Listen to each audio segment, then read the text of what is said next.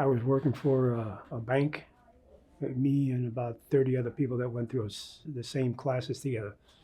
And 6 months later, all these guys are getting promoted, and they weren't touching me at all.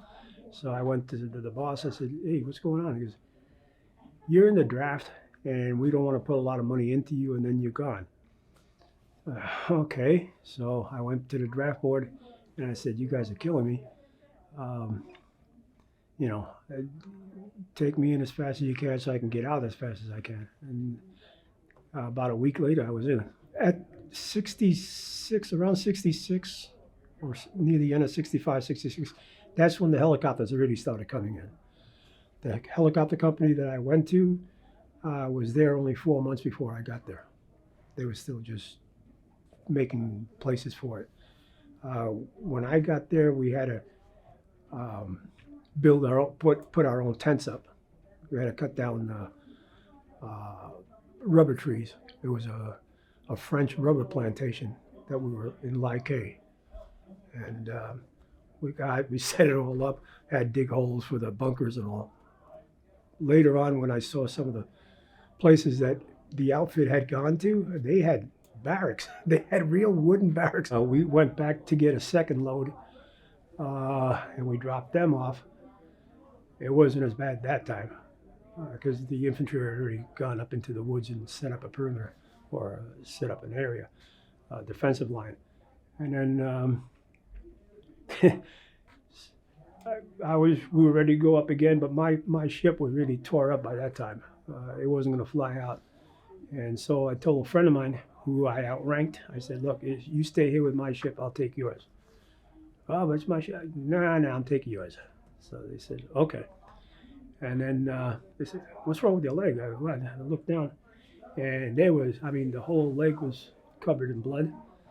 But I didn't even know it. It really gave a real meaning to when people say the military joins and they sign a blank check to up and including death. So I was ready to cash my check in, and I was not sorry about it. I did not feel, anything bad about being there or doing what I did. It taught me how to be focused on whatever I was going to be doing. So whenever I do something, I am, that's my target, and I focus on that, and I do whatever I have to do to get that.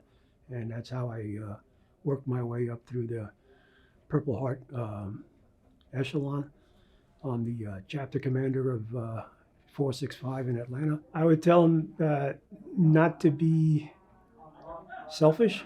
Don't think about themselves. Think about the entire group and what the group is supposed to be doing and the mission that they're supposed to be having or doing, and focus on that. And don't worry about anybody else, and don't worry about what anybody tells you, good or bad, that you're doing or not doing. Going into areas and dropping these people off, our guys, and they do what they had to do, and then we go back and resupply and bring back the whoever was hurt. Some of them were not really in good shape. I mean, you had to hold towels in their stomach and pour water to keep it moist. And some of them, it was almost like you went around mopping the blood off the trees and stuff like that, and that's what they sent home because there wasn't much left. A lot of folks here in the cemeteries are boxes full of rocks because they had to send back a casket with his weight, body weight, and somebody who's like 6'3", 6'4", 250, 260 pounds, and you only pick up maybe 15, 20 pounds of him, and then they filled it up, and then they always sent it back saying, "Closed casket, don't open." And when I came back, I was going to go back. I was going to re-up. But my mom almost had a heart attack for that one. So I just pulled back from that. But I would have gone back.